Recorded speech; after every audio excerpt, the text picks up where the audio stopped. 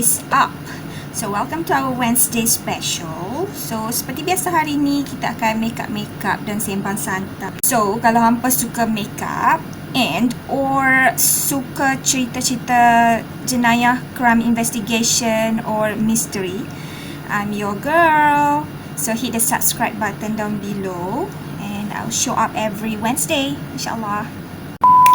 Anyway, cerita kita pada hari ini adalah pasal seorang upa Korea psycho dan cannibal yang bernama Yoo Yong-chul.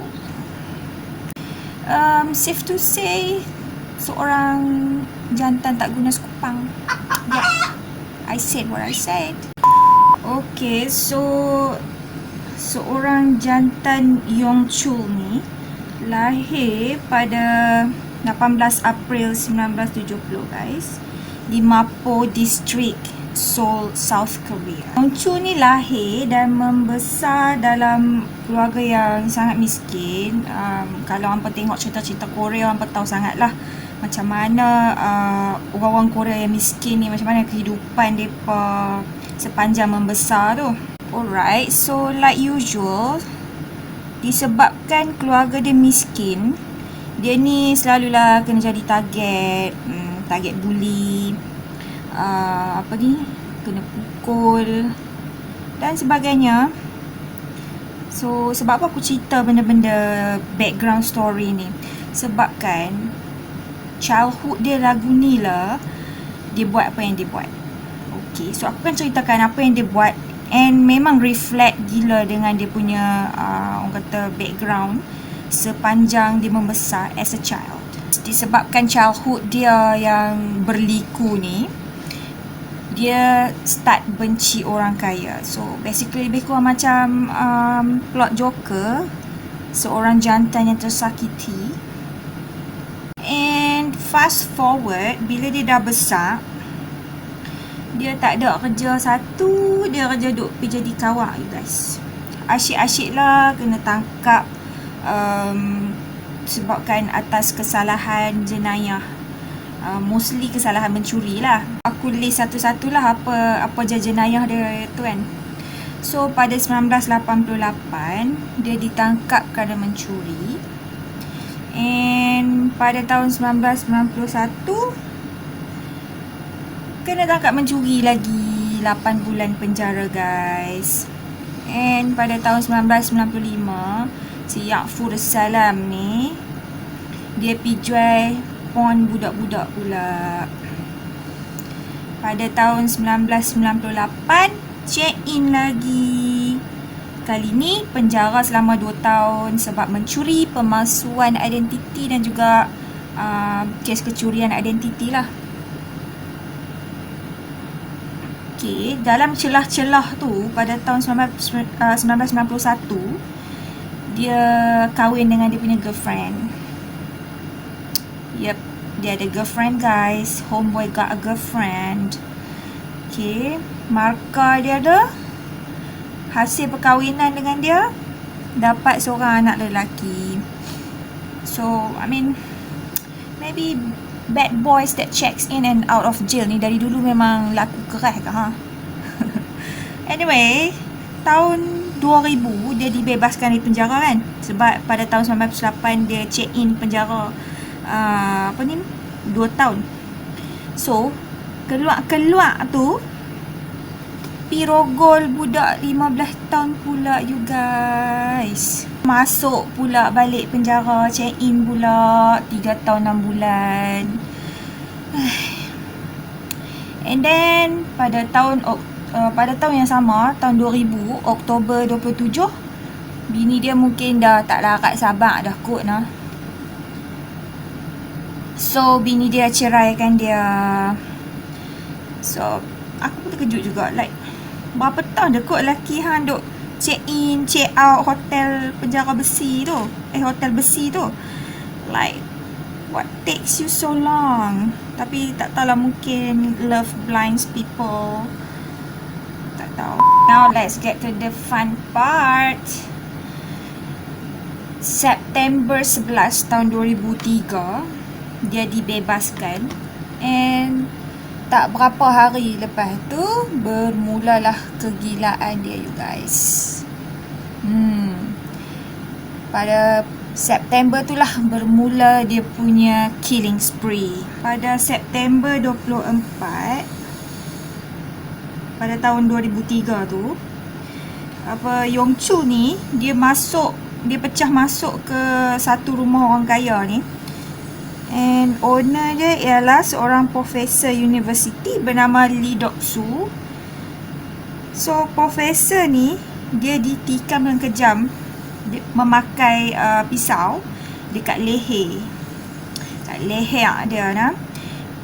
Dan kemudiannya dia dan juga isteri dia dipukul dengan kejam menggunakan hammer. Pakai hammer nah. Dia tak pakai kapak yang tajam ke apa. Dia memang modus operandi pembunuhan dia menggunakan hammer. Dia suka pakai objek tumpul untuk membunuh mangsa-mangsa dia. Bukan untuk knockout tau. Bukan nak bagi mangsa dia tak sedar saja. Dia memang nak bunuh memakai hammer. And tak cukup dengan tu, dia buat benda tu as if profesor dan isteri dia tu dibunuh semasa robbery, semasa rompakan. So dia memang plan benda ni. Dia memang plan untuk membunuh profesor tu dan isteri dia, dan nak buat benda tu as if nampak macam rompakan. Psycho. Dia memang macam saja-saja nak bunuh orang. Sebabnya next pembunuhan pada Oktober 9 pula, dia pecah masuk ke satu lagi rumah orang kaya. And orang pertama yang dia jumpa ialah seorang nenek. And dia terus pukul nenek tu pakai hammer dia tu. Memang kejam. Lepas tu wife kepada homeowner tu, wife pada tuan rumah tu, jumpa mak dia dan juga Yong Chul.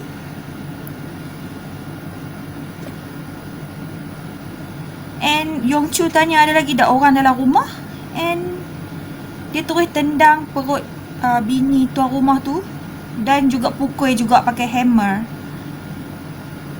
Yang sadisnya, ada anak kepada tuan rumah tu, iaitu macam dia disable lah, OKU. Yong Chul ni naik upstairs ke bilik anak laki tu, and dia paksa anak laki tu melutut. Kemudian bila anak lelaki tu melutut, dia terus pukul hammer tu ke kepala budak tu, anak lelaki tu, sampai mati pakai hammer. Alright, kes seterusnya pada Oktober 16, lagi satu, dia masuk rumah seorang milioner. Dekat rumah milioner tu, dia bunuh wife milioner tu pakai cara yang sama. Dia hammer kepala perempuan tu kat dalam toilet and biar dia mati kat situ je. Memang aku rasa lah dia memang enjoy. Sebab bayangkanlah, bila bunuh orang pakai benda-benda yang tumpul, orang tu bukannya terus mati tau. Orang tu like bleeding to death, like trauma to the head. Like orang tu memang sakit betul-betul, memang seksa dia mati tu. So dia macam enjoy bila tengok orang-orang kaya ni macam pleading to their life. Dia rasa macam dia tu lagi tinggi maybe daripada mereka. Who knows? Okay, now almost the climax. Pada Disember 11 tahun 2003 juga, Yong Chul ni dia start dating seorang perempuan ni tau. Perempuan ni escort girl. Escort girl ni dia macam GRO lah. Kan Korea kan dia ada satu jenis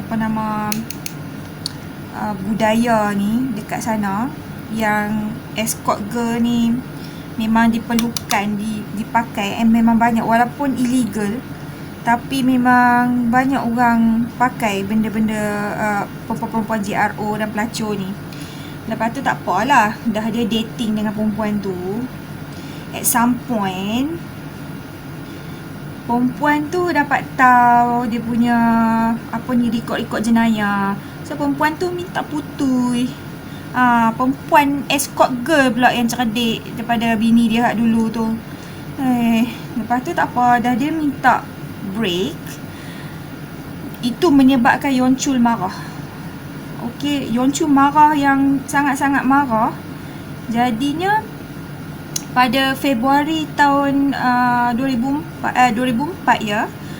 Februari 6 2004, dia disebabkan perempuan tu minta putus dengan dia, minta break, dia terus tikam perempuan tu dekat dada.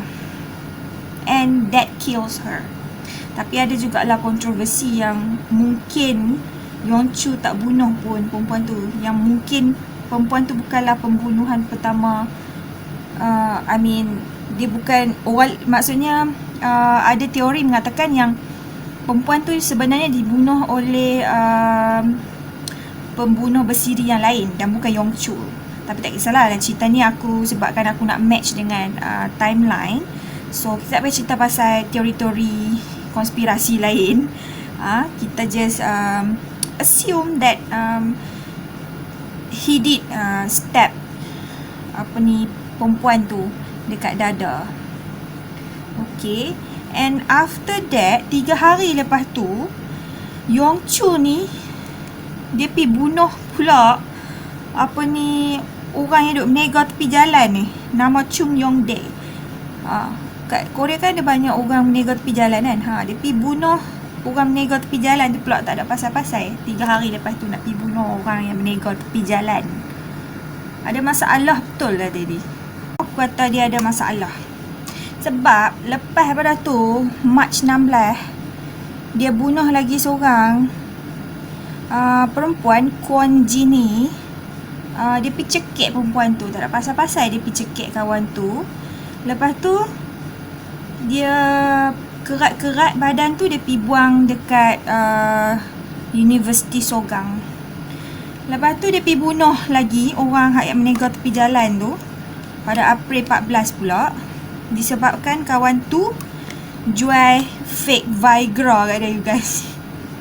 Aduh. Tu next time kalau hampa yang duk menega-menega ni, janganlah duk jual barang-barang fake kat orang. Mana tahu kawan tu ada masalah short ke apa. Tak pasal-pasal nah. Okay, then pada bulan Mei pula, dia ajak seorang perempuan GRO ni pergi ke apartmen dia. Kemudian dia pukul perempuan tu dengan hammer dia. Again hammer, guys. Dia bunuh perempuan tu pakai hammer. And then juga dia kerat-kerat dan dia tanam yang selebihnya. Okay, masalah dia, kalau hampa perasan lah, dia punya modus operandi memanglah dia pakai hammer kan. Lepas tu kalau hampa perasan, dia punya mangsa-mangsa ialah orang kaya, escort girl, which is GRO, pelacur. And aku dah baca juga, dia memang duk tunggu dekat kawasan Red District tu untuk mencari mangsa. Mangsa-mangsa dia tu selalunya lelaki-lelaki kaya yang tua, selalunya yang jadi mangsa dia. Dan perempuan-perempuan GRO dan pelacur. Sebab lepas daripada mangsa pertama, yang mangsa yang Mei tu, escort girl tu, dia buat benda yang sama kepada lagi 8 orang GRO dan pelacur juga. Benda yang sama, dia akan ajak pergi ke apartmen dia, and then dia akan bunuh mereka pakai hammer. Dia akan kerat-kerat badan mereka dan juga dia akan pergi tanam.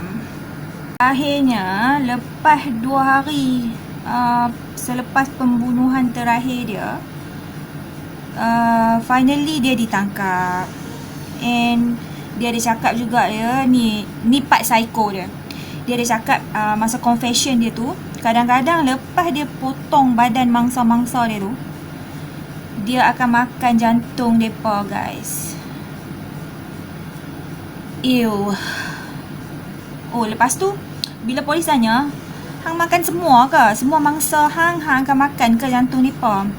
Lepas tu dia kata, don't be disgusting. Dia hanya makan jantung perempuan-perempuan muda tu je yang segak-segak tu. Yang orang tua-tua tu dia tak makan. Dia just buang tahu. And ada satu fakta trivia lah. Selalunya bila dia duk tengah scouting cari mangsa-mangsa dia tu, mangsa yang dia nak target, dia akan tunggu dekat Red District tu pakai baju hujan colour kuning dan juga baseball cap. That is how polis kena pasti dia juga.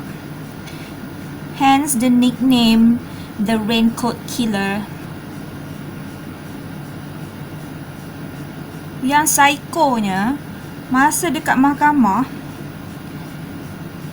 dahlah dia bergaduh dengan juri dan hakim menyebabkan dia punya proceeding terpaksa ditangguh banyak kali juga. And then dia mengaku dekat mahkamah, dekat keluarga-keluarga mangsa, dia minta maaf tau. Dia minta maaf kat keluarga mangsa atas apa yang dia buat tu. Akan tetapi dia cakap dia tak regret bunuh mangsa-mangsa tu dan dia akan terus membunuh. Talking about one's commitment towards career. Kat mahkamah tu juga dia ada bagi satu madah pujangga, guys. Madah pujangga ala-ala Joker, lelaki tersakiti. Dia kata berbunyi begini ya,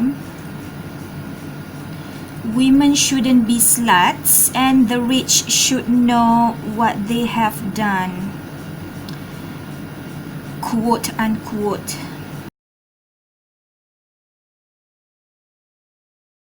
Tak bersalah langsung. Dia macam nak kata orang tu kena bunuh tu sebab salah orang tu sendiri. Like, hang kaya kan, sebab tu hang bersalah. Apa? Tahu ni, biar miskin. Jangan duduk berdengki dengan orang lagu tu. Anyway, setelah didapati bersalah dengan kesalahan membunuh 21 hingga ke 26 orang mangsa in the span of tak sampai setahun pun, guys. Dia start September 2003 membunuh-bunuh ni, kerjaya membunuh ni, sampailah dia ditangkap pada tahun 2004 bulan Julai, which is tak sampai setahun lah dia buat benda-benda terkutuk ni. Yong Chu ni akhirnya dijatuhkan hukuman mati. So sekarang dia suppose umur 50 lah. And thank God justice is served. And dia pun dah mati pun, dah selamat menjalani hukuman dia.